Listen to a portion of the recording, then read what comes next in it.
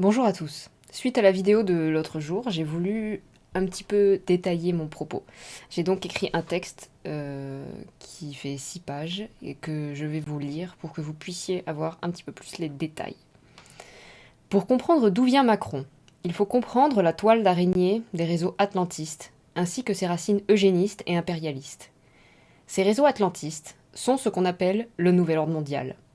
C'est un puzzle complexe que nous nous attelons à reconstituer depuis de nombreuses années. Je n'aurai pas le temps de l'exposer en intégralité ici aujourd'hui. Si vous êtes intéressé, je vous conseille de regarder l'épisode 2, 5 et 6 du Grand Jury, les documentaires Big Oil, les documentaires sur Bill Gates, ainsi que le documentaire Monopole, disponible sur ma chaîne Odyssée.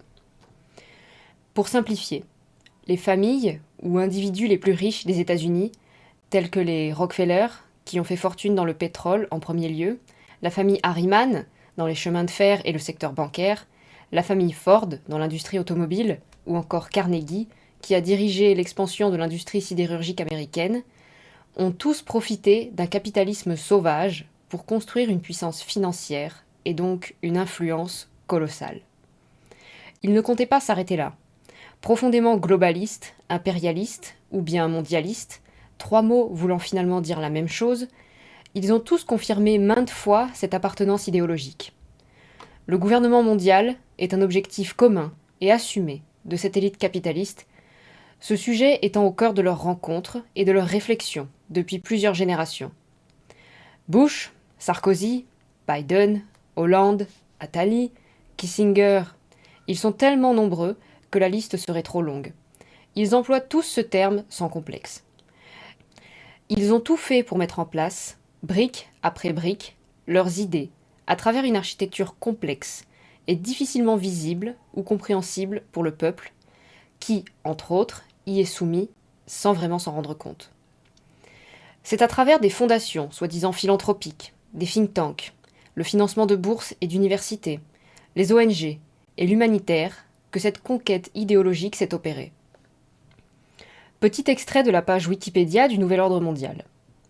Ces théories du complot dénoncent un projet de domination planétaire à travers des institutions prétendument démocratiques, des institutions non gouvernementales ou bien des régimes totalitaires. Les événements du monde seraient ainsi orchestrés par un groupe d'individus agissant dans l'ombre, porteurs d'un projet totalitaire de longue date. Les groupes désignés, comme les conspirateurs, varient considérablement selon les versions. Des groupes réels, sociétés secrètes ou du monde des affaires sont désignés comme étant le cerveau derrière ce vaste projet secret de contrôle du monde. Les organisations et fondations élitistes internationales telles que le Council on Foreign Relations, la Commission trilatérale, le groupe Bilderberg, le Club de Rome, la Fondation Ditchley, ou bien des groupes fermés comme les francs-maçons, le Skull and Bones, le Bohemian Club, Ordre Templariensis, etc. Voici quelques exemples du nouvel ordre mondial dans la bouche de nos élites. Jacques Attali, dans Arrêt sur image, à côté de Mélenchon. Il faut viser le gouvernement mondial comme une stratégie. Et d'ailleurs, quand les gouvernements parlent du G20, c'est une illusion, une sorte de retard avant le gouvernement mondial. On va vers ça. Est-ce qu'on ira à la place de la guerre ou après la guerre? Je ne sais pas. Joe Biden. Je crois que nous, et surtout vous, votre classe, je précise l'élite, avons une opportunité incroyable pour diriger et mettre en place un nouvel ordre mondial pour le XXIe siècle, dans l'intérêt de l'Amérique et notre intérêt commun. David Rockefeller. Nous sommes à la veille d'une transformation globale. Tout ce dont nous avons besoin est la bonne crise majeure, et les nations vont accepter le nouvel ordre mondial. Quelque chose doit remplacer les gouvernements, et le pouvoir privé me semble l'entité adéquate pour le faire. Newsweek, le 1er février 1999. Je vais maintenant citer Benito Mussolini. Le fascisme devrait plutôt être appelé corporatisme, puisqu'il s'agit en fait de l'intégration des pouvoirs de l'État et des pouvoirs du marché. Petit bond dans le présent. Cela ne vous met pas la puce à l'oreille? Constatez-vous le rapport entre la citation de David Rockefeller et celle de Benito Mussolini? Nous pouvons constater comment le secteur privé s'est ingéré dans l'État, supposé démocratique dans lequel nous vivons. Tout cela est justifié par le libéralisme, ainsi que l'offre et la demande, leur sacro-saint credo. Cela va favoriser la concurrence, donc l'innovation, donc un marché sain et fonctionnel. Ils ont raison, on le constate depuis des années. Voici une liste des entreprises françaises privatisées. Total, TF1, la BNP, la Société Générale, Paribas ou encore Air France, en cours de privatisation ou partiellement privatisées. La Poste, Renault, Thales, Orange, EDF, la RATP, etc. Les politiques de confinement et de fermeture des commerces n'ont fait qu'accentuer la récupération des entreprises par les grands groupes et les fonds d'investissement, tels que BlackRock ou Vanguard. Vous, avec votre petit magasin, n'aviez pas le droit de rester ouvert. Les grandes surfaces, si. Aux États-Unis, il a même été délivré un permis spécial à Amazon pour continuer à travailler. Les bureaux et entrepôts d'Amazon sont-ils moins à risque? Ou vous commencez à envisager l'idée que cela n'a rien à voir avec la santé? Je n'aborde même pas la question de McKinsey, l'un des 3 plus grands cabinets de conseil dans le monde, avec Bain & Company et le Boston Consulting Group, dénommés les Big Three, littéralement les 3 gros. L'autre penchant idéologique des impérialistes, ou globalistes, c'est d'être eugéniste. Je vous donne l'introduction de la page Wikipédia sur l'eugénisme. L'eugénisme peut être désigné comme l'ensemble des méthodes et pratiques visant à sélectionner les individus d'une population en se basant sur leur patrimoine génétique et à éliminer les individus n'entrant pas dans un cadre de sélection prédéfini. Il peut être le fruit d'une politique délibérément menée par un État. Il peut aussi être le résultat collectif d'une somme de décisions individuelles convergentes prises par les futurs parents dans une société où primerait la recherche de l'enfant parfait, ou du moins indemne de nombreuses affections graves. Le terme eugenics a été employé pour la première fois en 1883 par le scientifique britannique Francis Galton. Les travaux de celui-ci participèrent à la constitution et à la diffusion de la mouvance eugéniste. Mené par des scientifiques et des médecins, le mouvement de promotion de l'eugénisme qui se met en place au tournant du XXe siècle milite en faveur de politiques volontaristes d'éradication des caractères jugés handicapants ou dans le but de favoriser des caractères jugés bénéfiques. Son influence sur la législation s'est traduite principalement dans 3 domaines. La mise en place de programmes de stérilisation contrainte, là où la culture dominante le permettait, un durcissement de l'encadrement juridique du mariage et des mesures de restriction ou promotion de tel ou tel type d'immigration. Sans transition, à la fin de l'introduction de Wikipédia, le 14 juillet 1933, le régime nazi adopte une loi visant à éradiquer les maladies héréditaires par l'euthanasie d'enfants handicapés. L'Eugenics Record Office, ou ERO, littéralement Bureau des archives eugéniques, situé à New York, était un institut de recherche qui recueillait des informations biologiques et sociales sur la population américaine, servant de centre de recherche sur l'eugénisme et l'hérédité humaine de 1910 à 1939. Il a été créé par la Carnegie Institution of Washington, puis administré par son département de génétique. Son fondateur, Charles Benedict Davenport, et son directeur, Harry Laughlin, pour un gouvernement mondial, ont tous deux apporté une contribution majeure au domaine de l'eugénisme aux États-Unis. Sa mission consistait à recueillir des informations substantielles sur l'ascendance de la population américaine, à produire une propagande destinée à alimenter le mouvement eugéniste et à promouvoir l'idée de l'amélioration de la race. Les principaux financeurs de l'ERO sont la Fondation Rockefeller, la Fondation Carnegie, ainsi que Mary Harriman, veuve du baron Harriman et mère d'Avril Harriman. On peut également citer Margaret Sanger, fondatrice de ce qui deviendra Planned Parenthood, ou le planning familial, aujourd'hui financée en partie par la Fondation Buffett, la Fondation Ford, ou encore la Fondation Bill et Melinda Gates. Le père de Bill Gates siégeait d'ailleurs au conseil d'administration de Planned Parenthood. Je cite Margaret Sanger. La campagne pour le contrôle des naissances n'a pas seulement une valeur eugénique, mais est pratiquement identique aux objectifs finaux de l'eugénisme. Octobre 1921. la chose la plus miséricordieuse qu'une famille nombreuse puisse faire à l'un de ses enfants est de le tuer. Les facteurs qui sont à l'origine du terrible taux de mortalité infantile et qui augmentent le taux de mortalité des enfants âgés de 1 à 5 ans ont pour effet d'abaisser encore plus le taux de santé des membres survivants. De plus, les maisons surpeuplées des familles nombreuses élevées dans la pauvreté contribuent encore à cette situation. Le manque de soins médicaux est encore un autre facteur. De sorte que l'enfant, qui doit lutter pour sa santé, en concurrence avec les autres membres d'une famille très unie, a encore de grandes difficultés à surmonter après que sa mauvaise constitution et sa malnutrition aient été prises en compte. 1922.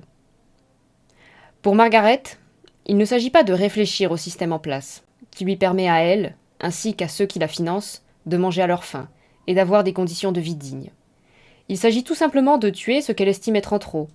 Ce programme n'a malheureusement toujours pas changé. Planned Parenthood, qui pourrait avoir sa légitimité dans une société réellement démocratique, est sous sa forme originelle, clairement un outil de diffusion de l'eugénisme. Margaret Sanger était par ailleurs la maîtresse d'H.G. Wells, fameux auteur de science-fiction, qui, à ses heures perdues, écrivit des prophéties, comme Le Nouvel Ordre Mondial ou La Conspiration ouverte. Ouvrage très enrichissant que je recommande. H.G. Wells, membre de la Société Fabienne, a également coécrit avec Bernard Shaw, membre de la Société Fabienne, Aldous Huxley et David Herbert Lawrence, The Sexual Revolution in Modern English Literature. Tous trois sont des eugénistes assumés. Je vais citer Bernard Shaw. Mais il y a un nombre extraordinaire de personnes que je veux tuer. Non pas dans un esprit méchant ou personnel, mais il doit être évident pour vous tous. Vous devez tous connaître une demi-douzaine de personnes, au moins, qui ne sont d'aucune utilité dans ce monde, qui sont plus d'ennuis qu'ils n'en valent. Et je pense que ce serait une bonne chose d'obliger tout le monde à se présenter devant un conseil dûment nommé, tout comme il pourrait se présenter devant le commissaire aux impôts, et, disons, tous les 5 ans, ou tous les 7 ans, de le mettre là, et de dire « Monsieur ou Madame, voulez-vous bien justifier votre existence ?» L'un des organes importants de cette toile d'araignée mondiale est le Council on Foreign Relations, ou CFR, fondé en 1921, qui a accueilli par exemple Nelson Rockefeller, de 1944 à 1945 et de 1973 à 1977, John Foster Dulles, de 1951 à 1959, frère d'Allen Dulles, en lien avec les nazis, directeur de la CIA, a lancé le projet MKUltra, Avril Harriman, de 1963 à 1969, le colonel House, l'un des fondateurs, influencé par Harry Loglin, cité plus haut.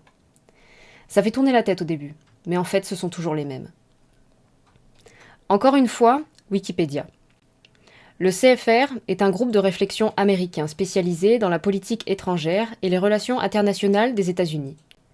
Fondé en 1921, c'est une organisation à but non lucratif, indépendante et non partisane. Il s'enveloppe toujours du voile de l'universalisme. Ses membres, qui sont au nombre de 5103, comprennent des politiciens de haut rang, de nombreux secrétaires d'État, des directeurs de la CIA, des banquiers, des avocats, des professeurs et des personnalités des médias pour discuter des questions internationales. Le CFR publie la revue bimestrielle Foreign Affairs depuis 1922.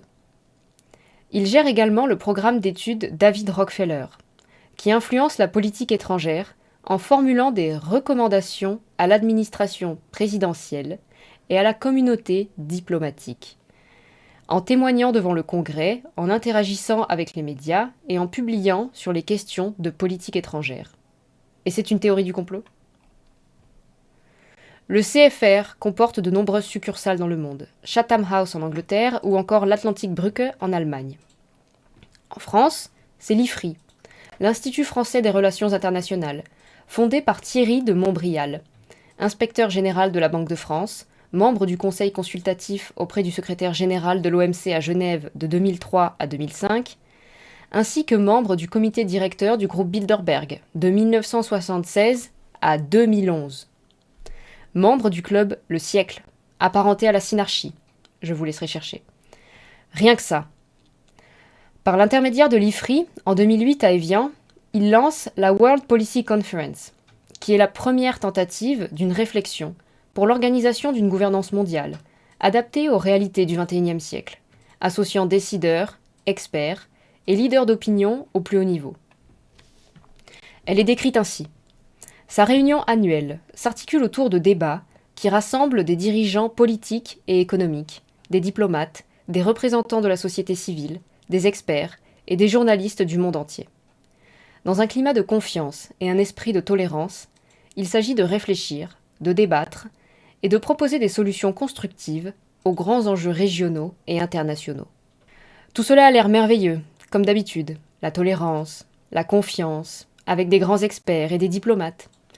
Mais cela n'a encore une fois rien de démocratique. Parmi les invités, nous pouvons citer Jean-Marc Ayrault, alors ministre des Affaires étrangères, Robert Badinter, ancien ministre de la Justice, Bertrand Bradet, alors directeur général de la Banque mondiale, Richard Haass, président du CFR, Nicolas Sarkozy, alors président de la République, et, évidemment, Emmanuel Macron, qui a soufflé aux participants que l'ouverture du Maroc sur le monde, notamment l'Afrique, se renforce chaque année. Il a par ailleurs appelé à entamer des réflexions sur les moyens en mesure de conserver une gouvernance mondiale raisonnablement ouverte, capable d'absorber les chocs, tout en facilitant les changements désirables. Petite parenthèse, en cherchant World Policy Conference et Emmanuel Macron sur Internet, je suis tombée sur un article concernant Macron, sur le site même de la World Policy Conference. D'où vient l'article ? De Project Syndicate, un média international financé par George Soros et Bill Gates, qui dispose d'un réseau de 506 médias dans 156 pays. En avez-vous entendu parler ? Petit extrait. Dans cette optique, Macron est à la tête du mouvement pro-mondialisation et pro-européen, tandis que les partis de l'opposition, qu'ils soient de droite ou de gauche, sont hostiles à une politique d'ouverture économique. Et en fait, l'extrême droite et l'extrême gauche ont des positions économiques similaires. Traduction, Macron est pour toujours plus de libéralisme, toujours plus de start-up, toujours plus d'ubérisation de la société, toujours plus de globalisation, donc d'impérialisme, ce qui met la majorité de la population dans la précarité. Autre extrait. En bref, pour être largement populaire, un positionnement pro-mondialisation nécessite un nouveau contrat social, soutenu par des actions et des moyens financiers publics.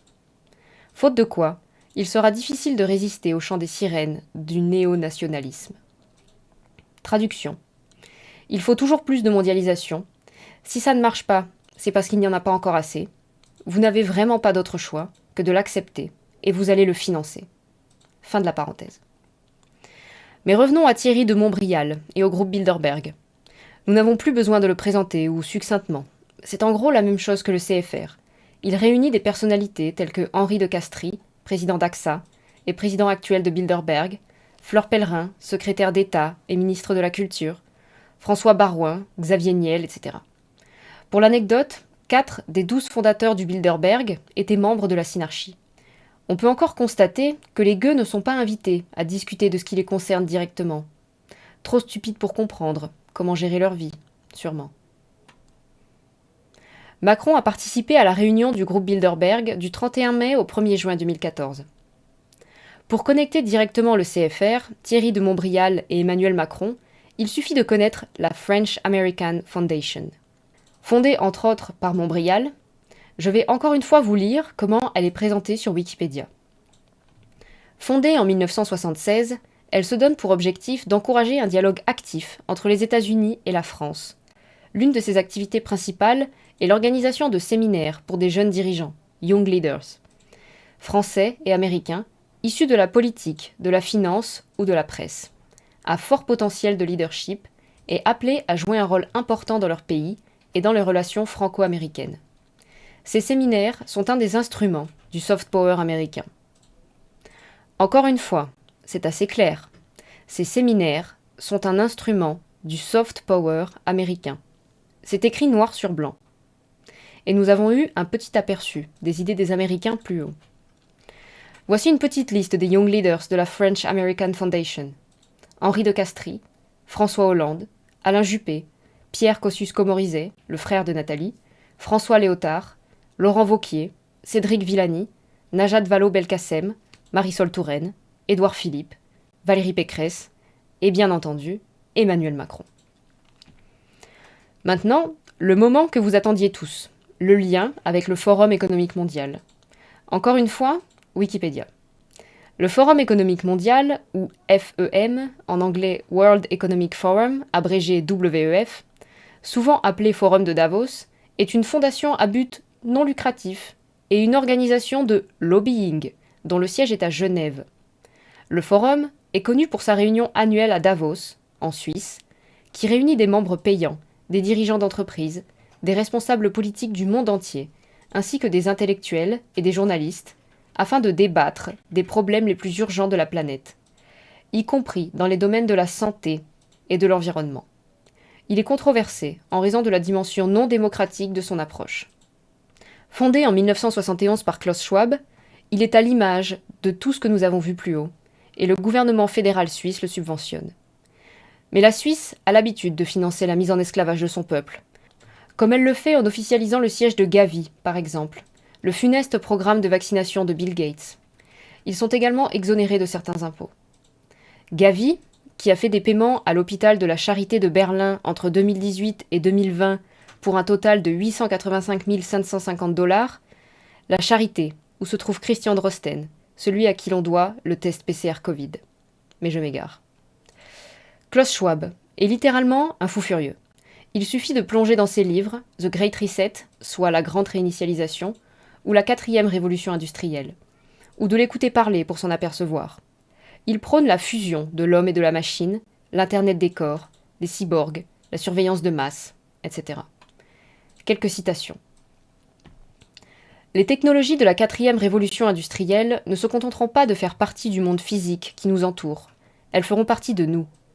En effet, certains d'entre nous ont déjà l'impression que leurs smartphones sont devenus une extension de leur personne.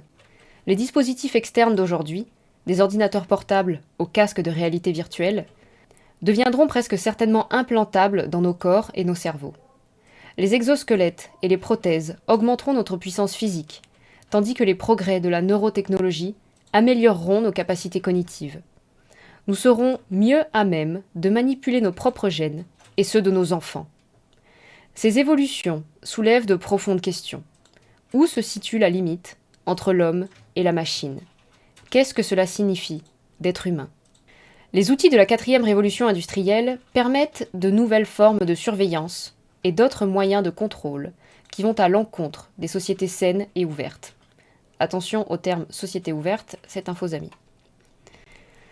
Le fait qu'il soit désormais beaucoup plus facile de manipuler avec précision le génome humain au sein d'embryons viables signifie que nous sommes susceptibles d'assister à l'avenir à l'avènement de bébés sur mesure qui possèdent des traits particuliers ou qui sont résistants à une maladie spécifique. Et la dernière, en un mot, la gouvernance mondiale est au cœur de toutes ces autres questions. Un petit mot de Schwab sur le Covid. L'une des pandémies les moins meurtrières que le monde ait connues au cours des 2000 dernières années. Les conséquences du Covid-19 en termes de santé et de mortalité seront légères par rapport aux pandémies précédentes. Elle ne constitue pas une menace existentielle, ni un choc qui laissera son empreinte sur la population mondiale pendant des décennies. Pourtant, il justifie presque l'intégralité des bouleversements de la société par les impacts du Covid. Dernière citation. Le bouleversement sociétal déclenché par le Covid-19 durera des années, voire des générations. Beaucoup d'entre nous se demandent quand les choses reviendront à la normale. La réponse courte est « jamais ». D'où vient donc le bouleversement sociétal? Du Covid ou de lui et de sa clique d'amis global eugénistes? Il est à noter également que Yuval Harari, le professeur d'histoire israélien et auteur de Sapiens et de Homo Deus, est la caution intellectuelle principale de Klaus Schwab. Il est souvent présent au WEF. Deux citations. Nous ne nous contentons pas de surveiller les gens, nous devons surveiller ce qui se passe sous leur peau. Les humains sont maintenant des animaux piratables. Le libre arbitre, c'est terminé. Je ne m'étalerai pas outre mesure à son sujet, mais je voulais finir sur le programme de Young Global Leaders du Forum économique mondial. En 2017, Klaus Schwab se vantait qu'à l'aide de ce programme, il avait infiltré tous les cabinets gouvernementaux du monde. Une petite liste des Young Global Leaders, dont les deux premiers étaient Angela Merkel et Bill Gates. Jacinda Ardern, première ministre de la Nouvelle-Zélande. Gabriel Attal, Leonardo DiCaprio, Justin Trudeau, Tony Blair, Nicolas Sarkozy, David de Rothschild, Mark Zuckerberg, Pierre Kosciusko-Morizet et bien sûr Emmanuel Macron. Je veux ouvrir ma conclusion sur une citation de Harari qui sied parfaitement à l'état d'esprit des gens dont nous parlons aujourd'hui. L'histoire a commencé quand les humains ont inventé les dieux et se terminera quand les humains deviendront des dieux. Depuis plusieurs siècles, l'Occident, ou du moins ses élites autoproclamées, a opéré un glissement idéologique. Il est passé de la place de créature à la place de créateur. L'homme moderne, façonné à l'image de ce que les réseaux atlantistes ont voulu faire de lui, se croit tout-puissant, capable de dompter la nature et la biologie pour faire des cyborgs. Ils vous vendront que c'est pour votre santé et votre bien-être, mais leur but réel est l'amélioration de la race humaine, afin qu'il n'y ait plus de pauvres ni d'alcooliques. Nous pouvons affirmer, sans prendre de grands risques, que cela révèle d'une profonde haine de soi, une profonde haine de l'humanité, qui leur fait voir leurs frères et sœurs humains comme des objets, comme des chiffres, comme des esclaves, plutôt que de les considérer comme des merveilles de la création. Ces gens sont profondément cyniques, et les transitions écologiques, économiques et sociales qu'ils cherchent à nous vendre aujourd'hui n'ont qu'un seul but: asseoir leur domination sur les faibles. Si vous n'êtes pas d'accord, vous êtes éliminé ou considéré comme un sous-citoyen. Vous serez juste bon à être emmerdé jusqu'à ce que vous cédiez. Les nations souveraines, et donc leurs peuples, représentent un obstacle majeur à leur uniformisation du monde. Et c'est pour cette raison que l'on nous a appris à détester la France, à détester, voire même ne pas connaître son histoire, qu'on nous a expliqué que nos hommes étaient des oppresseurs et nos femmes des soumises, ou bien nos ancêtres des illettrés. Comment, en regardant honnêtement en arrière, pouvons-nous considérer nos ancêtres comme des sauvages incultes? À cause de la propagande. C'est ça qu'incarne Macron aujourd'hui, le mépris ouvert de ce que nous sommes, les Gaulois réfractaires. Oui, nous sommes Gaulois, et oui, nous sommes réfractaires à leur nouvel ordre mondial, à leur lutte contre les peuples, à l'oppression des faibles et à une destruction de l'humanité. Une gare, c'est un lieu où on croise les gens qui réussissent et les gens qui ne sont rien. Personne n'est rien, Emmanuel Macron, sauf dans votre pensée étriquée de bourgeois eugénistes.